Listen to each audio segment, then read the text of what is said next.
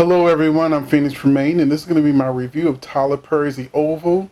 I have not seen season 1, but I have been reviewing and watching Ruthless over on BET Plus, which is where The Oval is right now, where you can binge watch all 12 episodes of The Oval over on BET Plus.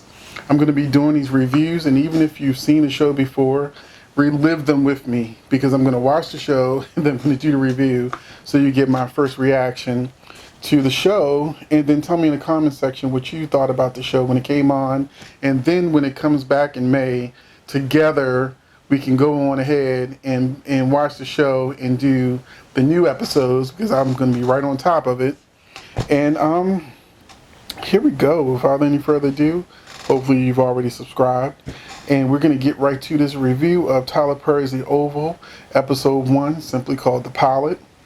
And we begin with, of course, even though I haven't seen The Oval, I've heard so much about it from people who've been telling me to watch it, and it's a good show, and you need to get into it.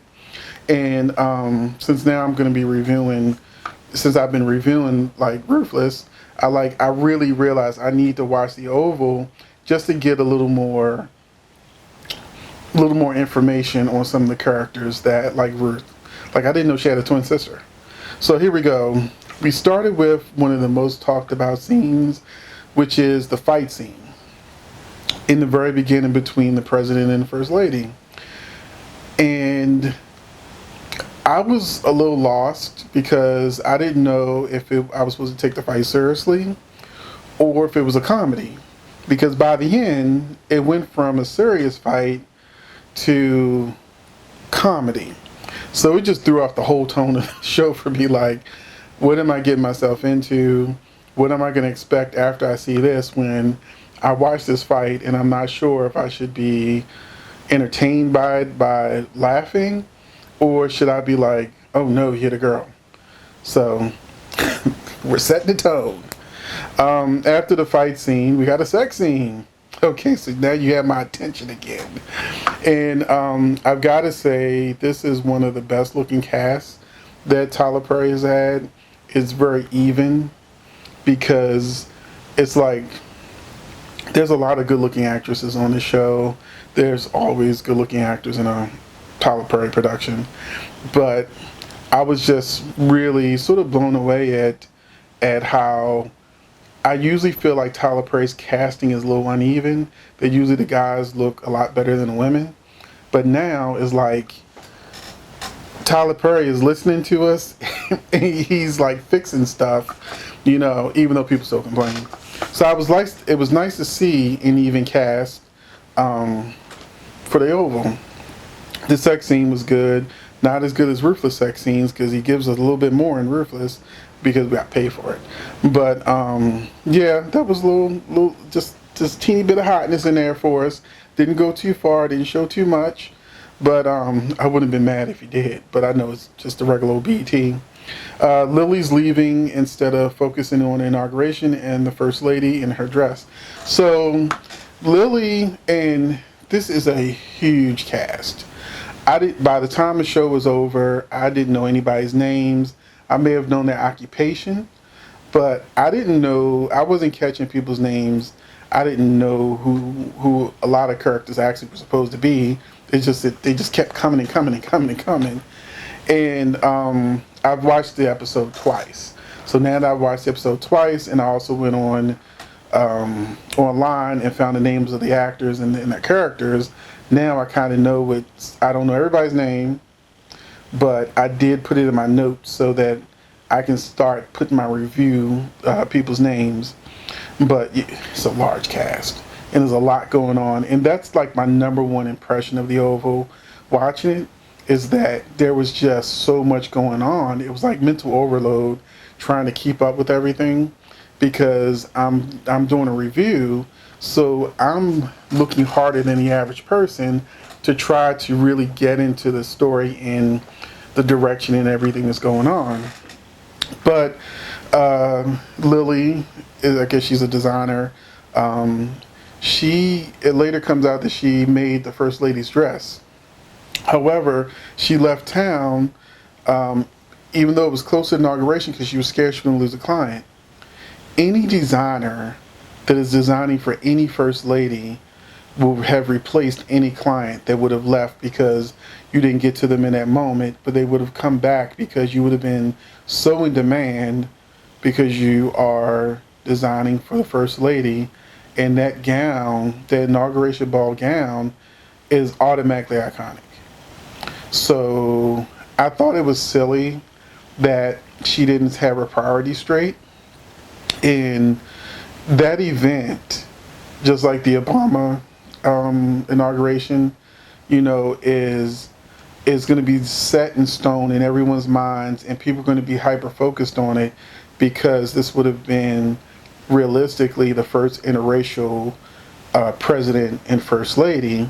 So that would have put that would put even more interest in how she's dressed as opposed to other first ladies. They are going to be under a greater microscope. So your place is there taking pictures by the first lady's side and things like that, and you will never ever have to wonder for work again. So I thought that was really silly that she chose that, which is why I can understand her husband's frustration. I would have hung up on her too. Because inauguration is a once in a lifetime event for that administration. Ruth tries to see her daughter and Barry blocks her. Barry is, now I know, is her daughter's father. And her mom, Nancy, however, feels bad for her and lets her in. Like I said, I'm reviewing Ruthless, so I know where this is going. And then my next note is my gaydar went off on Donald and Kyle. So Donald is the what's the title again? Chief of Staff, and Kyle is one of the secret agents or Secret Service. And I'm like, I know there's gonna be some gay characters in here somewhere. So my gaydar went off and said, keep an eye on those two. Something's probably going on. And we will see if I'm right. You're probably already in the comment section telling me if I'm right or wrong. And then after my gaydar went off, then I realized that Bobby is very aggressive with Lily on a plane, touching her, ordering for her, doing things that are a little unsavory when they both get stranded and they're on opposite tables. And he's like, here, do you want my drink? That's a number one faux pas for any woman or man, that you never take a drink from a stranger. You never take a drink from a stranger, especially if you haven't seen it poured. You don't know what's going on. You don't know who he is. You don't know where his lips been. Has he sipped it? What's going on? And you can let me know in the comment section, would you, whether you're female or male, accept a drink from a stranger at an airport when you can just as easily order your own? And clearly you can afford it.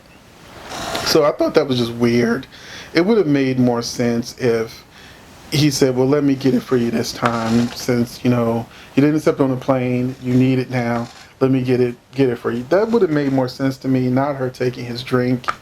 Also, I mean, who didn't see the sex was coming? So that was another good sex scene, bathroom scene. And I'm just going to say it. No, I'm not going to say it. If you really want me to say it, ask me in the comment section, and I will make a observation that many people make about Tyler Perry's movies and some of his characters. And some of you know what I'm talking about. You know what I'm talking about. But we're gonna move on. But yeah, I'll say it in the comment section.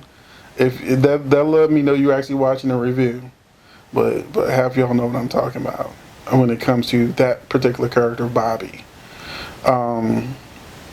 Victoria and Gail argument. I actually liked it. I'm sort of getting I was vibes, have and have nots. Shoot. She kind of reminds me, her relationship with her husband kind of reminds me of Catherine and Jim. And it's like Catherine and Jim, if Catherine finally just lost it and just started beating his tail. And so I see a lot of Catherine in the character of Victoria, who's the first lady on the show. And that was a good scene. It was a nice, intense scene. It was kind of crazy that her daughter didn't get in line. I thought what was going to happen is the daughter was going to just show up in a green dress that she wanted to, versus the blue dress that her mother wanted her to wear. Instead, she just didn't come at all. So I guess her mother, I was wrong about her being scared about her putting her head through that wall. So yeah, that was interesting. It was intense. I enjoyed that scene. But my gaydar went off again with Jason, the first son, who his sister referred to him as a creep when he asked, could he help her get dressed? My mind went to pull a zipper up. The scene implied he wants to see her naked or something. So his character is just rubs me the wrong way.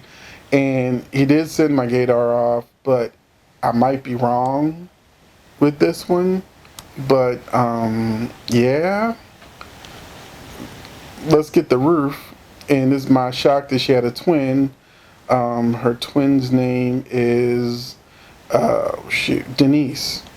And one of the things that I definitely just wanted to remark on again was just how beautiful Melissa is. Melissa L. Williams, who plays both Ruth Hartman and Denise Truesdale, they are both, well, same actor, but she is very beautiful. And I saw it in Ruthless that, you know, she was definitely beautiful, but seeing her dressed up at the inauguration, I was like, yeah, I want to see more of her. I want to see more of her. So yeah, that was yeah. I'm enjoying Melissa L. Williams. Let's just say that. First daughter comes in drunk, insists that Bobby takes her to her room. This is one of those, once again, one of those scenes where it's like everybody and their mama knew what she wanted. The fact that she wanted him specifically definitely implied that she had other plans for him. The fact that they let him go up there with her was completely out of pocket. His father should have just simply sent him home, let her have a tantrum, first daughter or not.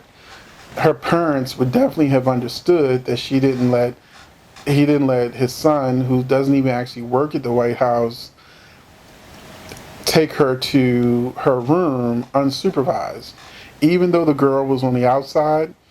And the fact that he even let it get that far, when she sold him what she wanted, you know, he should have immediately exited like he was an Olympian sprinter. He should have made it out that door. Never even let her close the door. I wouldn't even let her close the door, because what happened? She accused him of rape.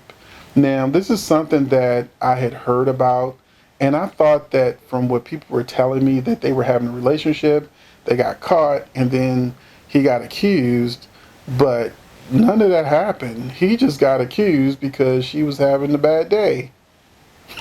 Period. And how much can she love this boyfriend of hers that she wanted to bring to the inauguration when she's already trying to screw somebody else? So yeah, I think she's gonna be a hot mess. And we see first daughter. Then we got Lily's bathroom.